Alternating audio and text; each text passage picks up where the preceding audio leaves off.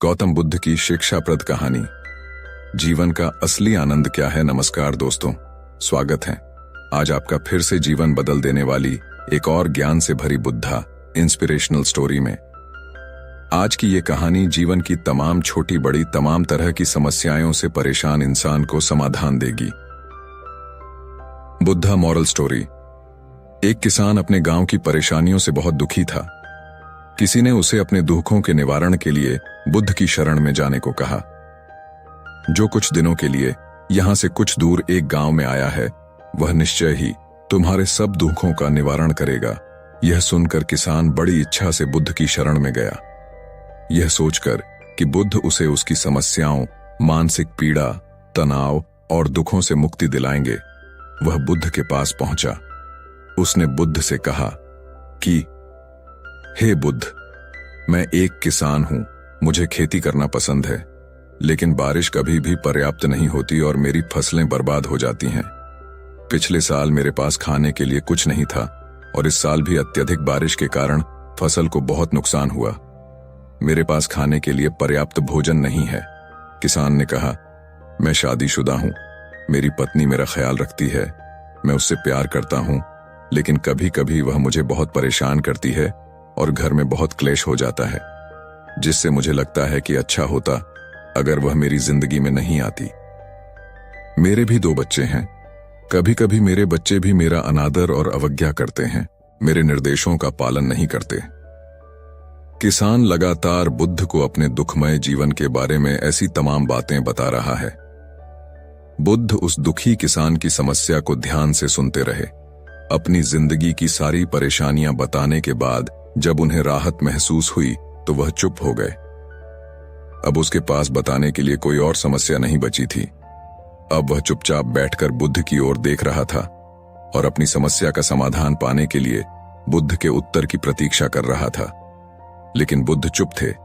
किसान ने फिर कहा, हे बुद्ध, मैं आपकी शरण में आया हूं, कृपया मेरे जीवन की इन समस्याओं का समाधान करें। बुद्ध ने कहा, मैं तुम्हारी कोई मदद नहीं कर सकता। किसान आश्चर्यचकित होकर बोला, अरे, यह आप क्या कह रहे हैं? सब कहते हैं कि आप सबके दुख दूर कर देते हैं, तो क्या तुम मेरी समस्याएं हल नहीं करोगे? इसलिए कि मैं एक गरीब किसान हूं। बुद्ध ने कहा, मुश्किलें हर किसी के जीवन में आती हैं।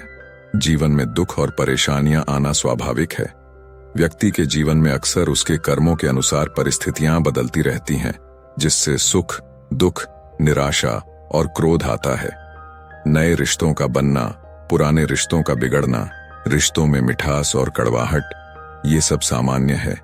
ये जीवन का हिस्सा है और यह जीवन का चक्र है। हकीकत तो ये है कि हम सभी के जीवन में 83 प्रकार की कठिनाइयां हैं। इन कठिनाइयों का समाधान आप और मैं नहीं कर सकते, कोई नहीं कर सकता। जिंदगी और जिंदगी में बनने वाले रिश्ते स्थिर नहीं होते। एक दिन रिश्तेदार भी चले जाएंगे और जिंदगी भी खत्म हो जाएगी, लेकिन ये समस्याएं वैसे ही रहेंगी जैसे आज आपकी जिंदगी में हैं और कल किसी और की जिंदगी में होंगी। इस पर किसान अपना नियंत्रण खो देता है और क्रोधित हो जाता है और ऊंची आवाज में बुद्ध से कहता है कि हर कोई कहता है कि तुम्हें एक महात्मा, एक सिद्ध पुरुष, एक प्रबुद्ध व्यक्ति होना चाहिए। मैं इस विश्वास के साथ यहां आया हूं कि आप मेरी मदद करेंगे। यदि आप मेरी समस्याएं हल नहीं कर सकते तो मेरा यहां आना व्यर्थ था। हर कोई झूठ बोलता है कि वे समस्याओं का समाधान करते हैं। आपने मेरी एक भी समस्या का समाधान नहीं किया। तुमसे अच्छे तो वह महात्मा हैं जो 2 वर्ष पहले मेरे घर आए थे।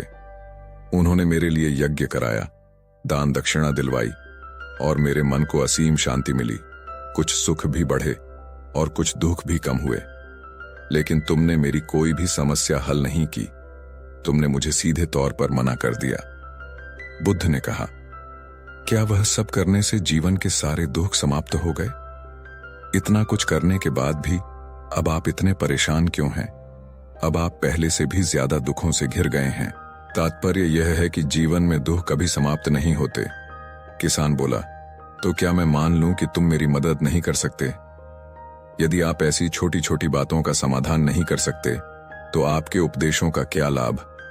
बुद्ध ने कहा, मैं तुम्हारी 84वीं समस्या का समाधान तो नहीं कर सकता, लेकिन हाँ, मैं तुम्हारी 84वीं समस्या का समाधान अवश्य कर सकता हूं। किसान आश्चर्यचकित हो गया और बोला, 84वीं समस्या क्या है बुद्ध? बुद्ध ने कहा, यानी कि तुम अपने जीवन में कोई समस्या नहीं चाहते। आपकी सारी समस्याएं इसी समस्या के कारण उत्पन्न हुई हैं। यदि आप इस तथ्य को स्वीकार कर लें कि जीवन में समस्याएं मौजूद हैं और समस्याएं जीवन का हिस्सा हैं, तो आप जीवन की समस्याओं से विचलित नहीं हो पाएंगे। आप जीवन में आने वाली समस्याओं से विचलित हो जाते हैं क्योंकि आपको लगता है कि आप दुनिया के सबसे दुखी व्यक्ति हैं, जबकि सच्चाई यह है कि हर किसी को अपना दुख सबसे ज्यादा महसूस होता है। लेकिन जिस दिन आप यह समझने लगेंगे कि मेरा कष्ट अन्य लोगों की तुलना में बहुत कम है, उस दिन से कोई भी दुख आप पर प्रभाव नहीं डाल पाएगा। जब तक आप नहीं चाहेंगे कि आपके जीवन में कोई परेशानी न आए और आप हर दुख दर्द से बचे रहें, तो यह संभव नहीं है। ऐसे में छोटा सा दर्द भी आपको बेचैन कर देगा और आपकी मानसिक शांति भंग कर देगा। अगर आपके जीवन से परेशानियां पूरी तरह से दूर हो जाएं, अगर आपको हर दिन हर पल बिना दुख और कठिनाइयों के जीवन जीने को मिलेगा, तो आप ज्यादा दिन तक ऐसा नहीं जी पाएंगे। एक समय आएगा जब आप हर दिन एक ही तरह की जिंदगी जीने से पूरी तरह से तंग आ जाएंगे और ऊब जाएंगे, क्योंकि जीवन में किसी भी चीज की अधिकता जीवन के लिए भयानक समस्याएं पैदा करती है। आरामदायक जीवन जीने से आप मन और शरीर दोनों से विकलांग हो जाएंगे। तो ऐसे जीवन का क्या फायदा जो बाद में आपको नर्क जैसा जीवन जीने पर मजबूर कर दे? जिस तरह खाना खाने का असली आनंद तभी मिलता है जब बहुत भूख लगी हो, और पानी पीने का असली मजा तभी आता है जब बहुत प्यास लगती है, उसी तरह जीवन के तमाम दुखों और परेशानियों को झेलने के बाद ही खुशी का आनंद मिलता है। इसीलिए जीवन में सुख और दुख अलग अलग रूप में आते रहते हैं। हम चाहकर भी जीवन से सुख दुख को खत्म नहीं कर सकते, लेकिन उनसे इतना ऊपर जरूर उठ सकते हैं कि कोई भी बड़ी समस्या मन को विचलित न कर सके। इसके लिए अपने मन को शक्तिशाली बनाएं, धैर्य रखें, प्रतिदिन अध्यात्म का ध्यान करें, ज्ञान बढ़ाओ। यह आपके जीवन की सभी समस्याओं का समाधान है। इसे जीवन की चतुर्मुखी समस्या का समाधान कहा जाता है। महात्मा बुद्ध का यह अद्भुत ज्ञान पाकर किसान संतुष्ट हो गया और उसका मन बिल्कुल हल्का